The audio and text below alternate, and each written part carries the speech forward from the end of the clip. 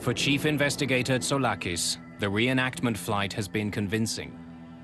There was no dramatic cabin failure. Instead, a series of small mistakes and misunderstandings had led to the worst air disaster in Greek history.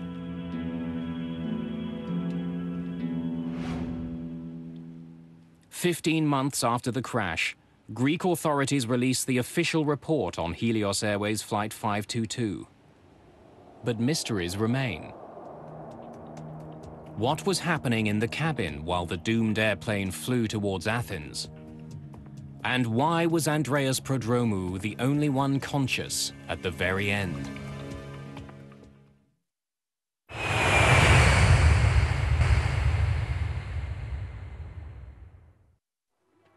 The crash of Helios Flight 522 was the worst disaster in the history of Greek aviation. The final accident report details a tragic series of oversights and false assumptions made by the flight crew. But what the final report does not do is explain what happened in the cabin of the plane. What actions did the flight attendants take? And why was Andreas Prodromou still conscious after almost 3 hours? Mayday. Interviews with Helios safety instructors and crew members paint a tragic picture of what may have occurred. Everyone, please put your masks on. We're not sure what the trouble is, but remain calm and please remain seated. Prodromou was sitting at the back of the cabin. When the oxygen masks fell, he would have waited for instructions from the cockpit. The flight attendants sitting at the front of the plane would have done the same, but none of them would have waited forever. We made it an issue at Helios to emphasize that cabin crew should not entirely depend on their procedures, but to think on their feet and to adapt to any impending situation.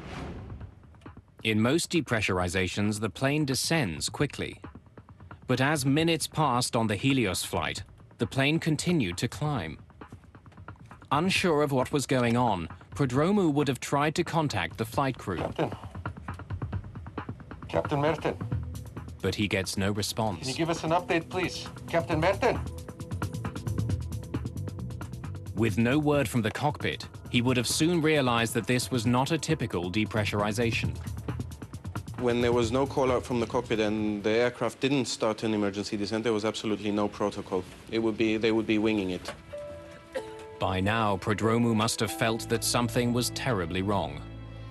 But to find out what the problem was, he had to leave his seat. The oxygen available on the 737 is, of course, the dropout oxygen. 10% of those masks are available for the crew in case of a depressurization incident. There are extra masks per every seat row. Taking advantage of the extra passenger masks, he could have made his way to the front of the plane, a process cabin crew called monkey swinging. But if more than 12 minutes had passed, his girlfriend and the other flight attendant may have still been in their seats, and like the passengers, overcome by hypoxia. But Prodromou was a scuba diver and a former soldier in the Cypriot Special Forces. His training may have helped him to stay alert a little longer. Andreas was not a coward. He was a brave person. Fearless, brave and very calm. But to survive after the passenger oxygen system stopped working, he needed another solution. The 737 had 4 portable oxygen bottles. Each one could last more than an hour. All 4 bottles were found at the crash site. 3 of them appeared to have been used. While the F-16 pilot saw Prodromou in the cockpit just before the crash, it may not have been the first time he had gone in. As he did at the end of the flight, he could have used the security code to unlock the door earlier.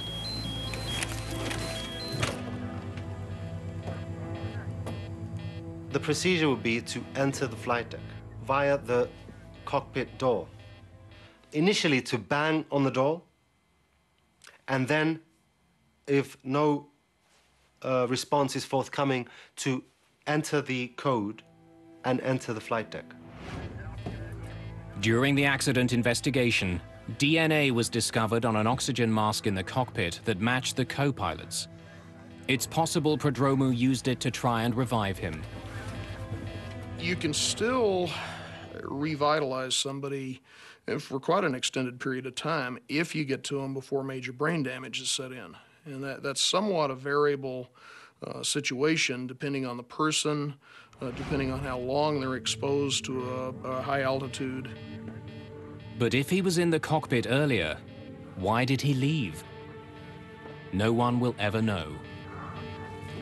Probably was a little bit disoriented, a little bit confused. He's reacting a lot slower than he normally would. What was his state of mind? What was his physical condition? We think that he knew what was really the problem, but is that the real situation? It's a real question. After 3 hours in the air, everyone who didn't have bottled oxygen would have been unconscious. As it approached Athens, Flight 522 was now a ghost plane.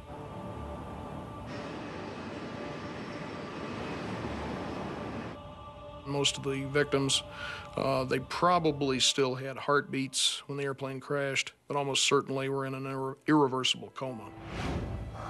Hypoxia is no more painful than falling asleep. But for Andreas Prodromou, the flight must have been a nightmare.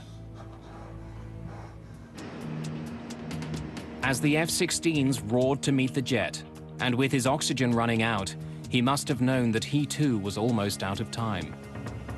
Yet to the very end, he didn't give up. Prodromou made one last attempt to save the plane. When he returns to the cockpit, the young flight attendant who dreamed of becoming a pilot calls for help. But no one can hear him, probably because the radio was still tuned to Larnaca, the airport on Cyprus where the flight had taken off.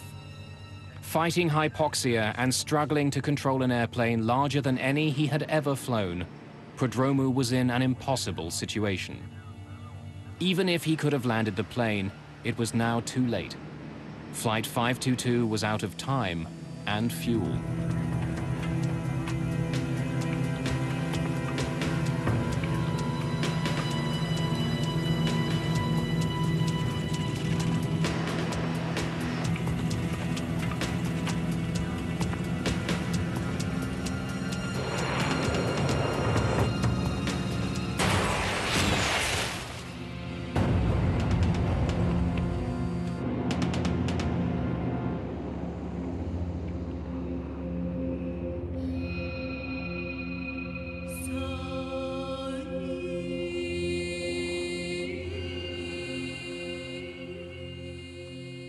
There are pictures of Andreas in Cyprus, in the cemetery where he and his girlfriend Charis are buried side by side.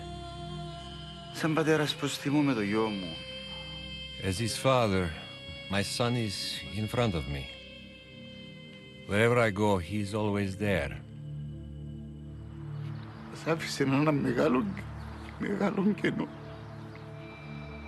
He left a very big gap. We will never get over it. There are pictures in Greece, too. On the hill north of Athens, where Helios Flight 522 crashed, there are faded photographs of many of those who died. Bleached by the brilliant Mediterranean sun, they gaze over the rugged, ancient terrain, silent witnesses to one of the world's most bizarre and tragic airline disasters.